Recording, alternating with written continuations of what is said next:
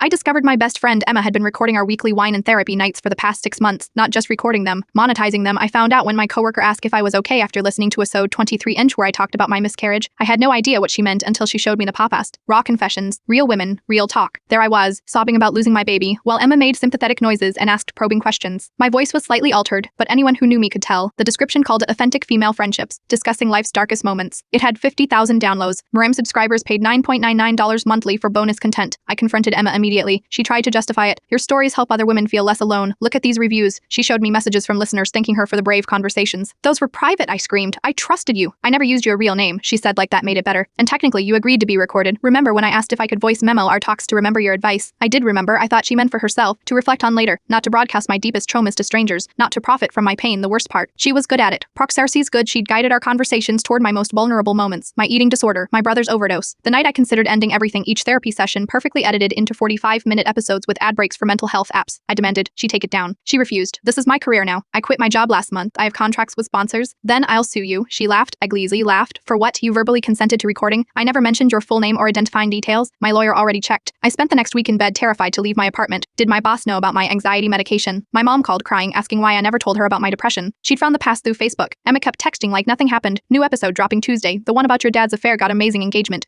Each message felt like another violation. I hired a lawyer with money I didn't have. He listened to several episodes and shook his head. She was smart, kept it just vague enough. We could try, but it would be expensive and probably unsuccessful. Yesterday I got an email from Emma, a contract. She wanted to make things right by cutting me in 30% of profits if I co-host officially. Think of it as therapy that pays, she wrote. We're helping people. I stared at the number she was offering. More than I make in 3 months at my current job. Money that could pay off my student loans, help my mom with her medical bills. All I had to do was sell what was left of my privacy. The contract deadline is tomorrow. Emma's already announced a special guest for next week's episode. She knows I need the money. She knows I can't afford to keep fighting. I used to think betrayal meant cheating or stealing. Now I know it's someone taking your pain and packaging it for profit. Shevin, who held you while you cried, mining those tears for content. You fell, who called themselves your best friend, turning your trust into their business model. Tomorrow I either sign the contract or lose my best friend and potential income. Except I've already lost her. The person I trusted never existed. She was just gathering material. The recording app is still on her phone from our last session. The red light blinks while she waits for my answer.